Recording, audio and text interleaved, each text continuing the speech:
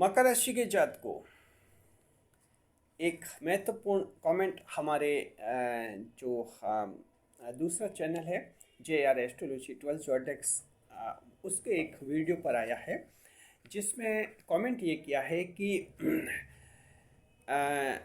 जब पूर्व जन्म के कर्मों का फल इस जन्म में मिलता है तो क्या इस जन्म के कर्मों का फल अगले जन्म में मिलेगा क्या। ये बहुत ही बड़ा कमेंट और बहुत ही महत्वपूर्ण कमेंट है। इस बात को समझने की ज़रूरत है। वो क्या कहना चाहते हैं ये कहना चाहते हैं कि जो हम अच्छे कर्म कर रहे हैं वर्तमान जीवन में, उसका फल क्या अगले जन्म में मिलेगा, और अगर अगले जन्म में मिलेगा तो फिर क्या फ़ायदा इस जन्म में अच्छे कर्म करने का, क्योंकि इस जन्म में तो हम दुख ही दुख झेल रहे हैं। बहुत ही अच्छा कमेंट है, हम जवाब देंगे। नए मेहमानों को पहले स्वागत करते हैं। अगर आप पहली बार चैनल पर पधारे तो आपका शुक्रिया तहे दिल से, और आपको गुलदस्ता बेर आपसे निवेदन की चैनल को सब्सक्राइब करें और हमारी विकास यात्रा में हिस्सेदारी अदा करें। जी देखिए कि बहुत ही महत्वपूर्ण कमेंट किया है उन्होंने, और ये हमारे इस चैनल पर पहली बार उस चैनल पर और इस चैनल पर पहली बार हमने ऐसा कमेंट देखा है जिसमें दर्शक ने ये पूछा है। रिसर्च टीम से हमने इसके बारे में चर्चा की है, तो क्या हम आपके लिए जवाब पेश कर रहे हैं उसको आप सुनिए। दरअसल यहाँ पहले ये समझना होता है, जब हम कई बार आपको कहते हैं कि आपको पूर्व जन्म के अच्छे कर्मों का फल मिलेगा, हम कहते हैं पूर्व जन्म का संचित धन लाभ होगा आज आपको। आखिर वो क्या होता है, संचित धन लाभ क्या होता है, संचित कर्म क्या होता है, पहले यूँ समझिए। दरअसल देखिए कि हर जन्म में हम कर्म करते हैं, अच्छे और बुरे करते हैं, और बुरे कर्म करते हैं तो उसका भुगत भी लेते हैं। उसी जन्म में हम भुगत लेते हैं, कभी कभी नहीं भुगतते तो वो अगले जन्म में भुगतना होता है। अच्छे कर्म भी हम करते हैं।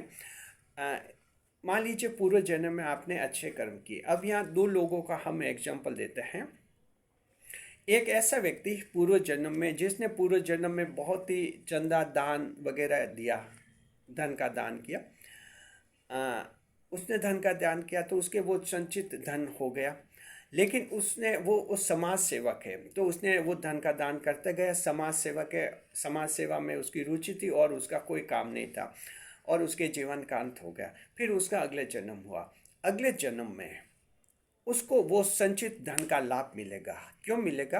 क्योंकि पूर्व जन्म में उसने जो चंदा दान वगैरह किए थे, उसका जो धन का लाभ मिलना चाहिए था, उस अच्छे कर्म का लाभ मिलना चाहिए था, उसको पूर्व जन्म में नहीं मिला। क्योंकि न तो वो कोई बिजनेस करता था, न कोई जॉब करता था जहाँ धन का कोई एक्स्ट्रा लाभ हो जाए, तो वो संचित धन लाभ हुआ। इस जन्म में अगर वो कोई जॉब या बिजनेस या ऐसा कोई आर्थिक काम करेगा तो उसमें संचित धन वो पूर्व जन्म का उसको मिल जाएगा, असाधारण लाभ मिल जाएगा।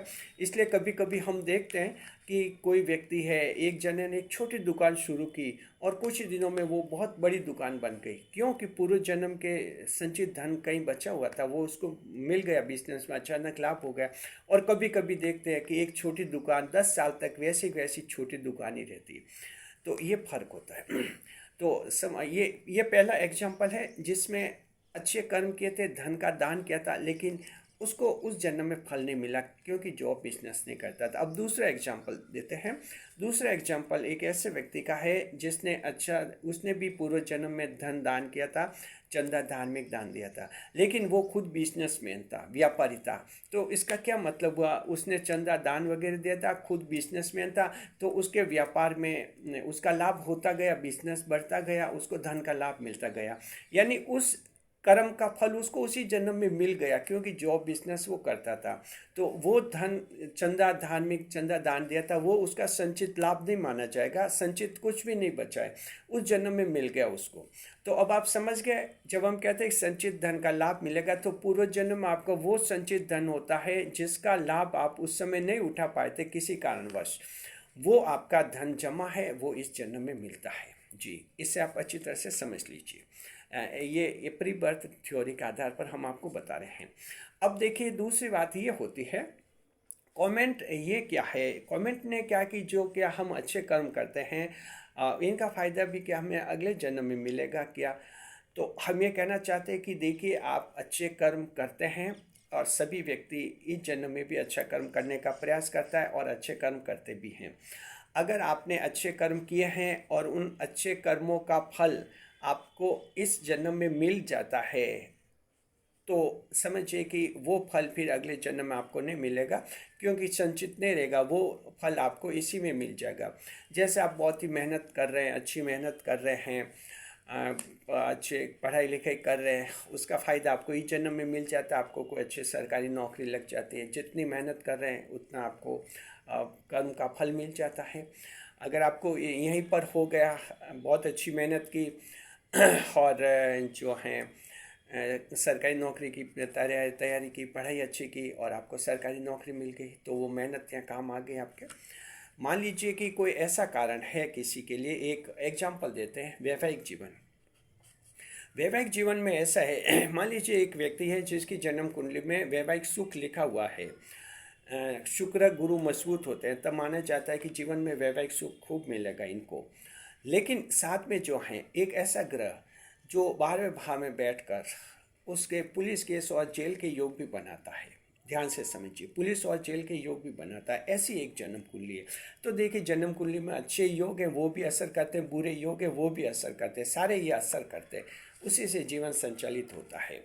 तो अब उस व्यक्ति के विवाह का सुख लिखा हुआ है, लेकिन जैसे वो 21, 22, 23 साल का हुआ, उसने कुछ गलती कर दी और वो पुलिस केस में फंस गया, उसको जेल हो गई, जेल में वो 20 साल तक जेल में रहा। अब एक एग्जाम्पल है, मान लीजिए वो 20 साल तक जेल में रहा, क्योंकि उसके जेल का योग भी जन्म कुंडली में बना हुआ था, तो वो उससे जेल हो गई। लेकिन उसकी जन्म कुंडली में विवाह का सुख लिखा था कि उसको विवाह का सुख मिलेगा, उससे अब वो वंचित हो गया, जेल गया, जेल में अब वहाँ शादी उसके लिए इम्पॉसिबल हो गई। जेल से फिर छूटा, उम्र हो गई और इतनी बदनामी हो गई कि फिर उसकी शादी संभव भी नहीं हो पाई, और इसी तरह से उस व्यक्ति के जीवन का अंत हो गया, मृत्यु हो गई। उस व्यक्ति के ये जो कुंडली में उसके लिखा हुआ था जीवन का सुख मिलेगा, वो सुख संचित रह गया है, यानी बच गया है, बचा हुआ है, यानी वो उसके संचित यानी जमा रहेगा। अगले जन्म में जहाँ भी उसका जन्म होगा, उसको वैवाहिक सुख निश्चित रूप में मिलेगा, क्योंकि ये उसका संचित कर्म माना जाता है और ये उसकी जन्म कुंडली में जो लिखा हुआ था वो मिला, प्राप्त नहीं हो पाया उसको, इसलिए संचित अगले जन्म में मिलेगा। तो मकर राशि के जातक को कहने का मतलब ये है कि ये जो आप यहाँ अच्छे कर्म करते हैं इस जन्म में, उन सब का फायदा आपको इसी जन्म में मिल जाता है। आप लोगों की मदद करते हैं, महिलाओं का आदर करते हैं, धर्म कर्म में चंदा देते हैं, डोनेशन देते हैं, गरीब बच्चों की मदद करते हैं, बुजुर्गों का आदर करते हैं, सेवा करते हैं, उन सब का फायदा इसी जन्म में मिल जाता है निश्चित रूप में। ऐसा नहीं कि इनका फायदा जो है अगले जन्म में मिलता है। अगले जन्म में सिर्फ उसी कर्म का आपको फायदा मिलता है जो इस जन्म में किसी कारणवश उसका फायदा आप नहीं ले पाते हैं, उसका फायदा नहीं उठा पाते हैं। जी, उसका फायदा नहीं उठा पाते। मान लीजिए एक और एग्जांपल देते हैं, एक व्यक्ति जो है उसने खूब चंदा, धार्मिक दान वगैरह दिया, बहुत अच्छा दान दिया, और उसने वो 25 साल की उम्र तक उसने खूब दान वगैरह दिया, उससे पेरेंटल प्रॉपर्टी मिली थी, लोगों को दान कर दी, खूब मदद की। अब उसने इतना धर्म कर्म का काम, और वो 25 साल का था, फिर उसने सोचा कि मैं 25 साल को मैं भी अपना बिजनेस शुरू करूं। जैसे बिजनेस शुरू करने का सोचा, किसी कारणवश उसकी मृत्यु हो गई, जीवन का अंत हो गया। अब उस व्यक्ति के ये पूरा संचित बना हुआ है धन का लाभ, क्योंकि इस जन्म में कुछ हासिल नहीं कर पाए, क्योंकि परिस्थिति ऐसी बनी नहीं कि वो हासिल करे, वो उसको अगले जन्म में मिलता है। तो जो आप अच्छे कर्म करते हैं उसका फल इसी जन्म में मिलता है। ऐसा कभी मत सोचिए कि अच्छे कर्मों का फल जब अगले जन्म में मिलेगा तो इस जन्म में अच्छे कर्म करने का क्या मतलब। जी नहीं, अच्छे कर्म ज़्यादा से ज़्यादा कीजिए, बहुत ज़्यादा कीजिए। जॉब में हैं अच्छे कर्म कीजिए, बिजनेस में हैं अच्छे कर्म कीजिए, यूट्यूब चैनल है अच्छे कर्म कीजिए, कई टीचर है अच्छे कर्म कीजिए, इंजीनियर, वकील, डॉक्टर, जो भी हैं, जो भी पेशा है, कलाकार हैं, आप फिल्म एक्टर हैं, नाट्य अभिनेता हैं, डांसर हैं, सिंगर हैं, खिलाड़ी हैं, साथ में महिला हैं, पुरुष हैं, युवक हैं, युवतियाँ, कोई भी हो, आप खूब सारे अच्छे से अच्छे कर्म कीजिए। अच्छे कर्मों का फल इसी जन्म में मिलता है, बस इस बात को ध्यान रखिए। किसी कारणवश अगर इस जन्म में उसका फल आपको नहीं मिलेगा, वो ही अगले जन्म में ट्रांसफ़र होता है, बाकी सब इसी जन्म में मिल जाता है। तो खूब अच्छे कर्म कीजिए, जीवन को आगे बढ़ाइए और खुशहाल रहिए हमारे चैनल के साथ रहकर। वीडियो पर लाइक करें, कमेंट करें, शेयर करें और रिसर्च टीम को थैंक्स आवश्यक है, क्योंकि ये वीडियो बनाने से पहले हमने आधे घंटे तक रिसर्च टीम से चर्चा करने के बाद ये कंक्लूजन निकाले थे कि आपको हमें क्या बताना है। शुक्रिया, हम भी रिसर्च टीम को थैंक्स कहते हैं। आप भी कमेंट बॉक्स में जरूर लिखिए थैंक्स टू रिसर्च टीम। शुक्रिया। वीडियो पर लाइक करें, कमेंट करें, शेयर करें।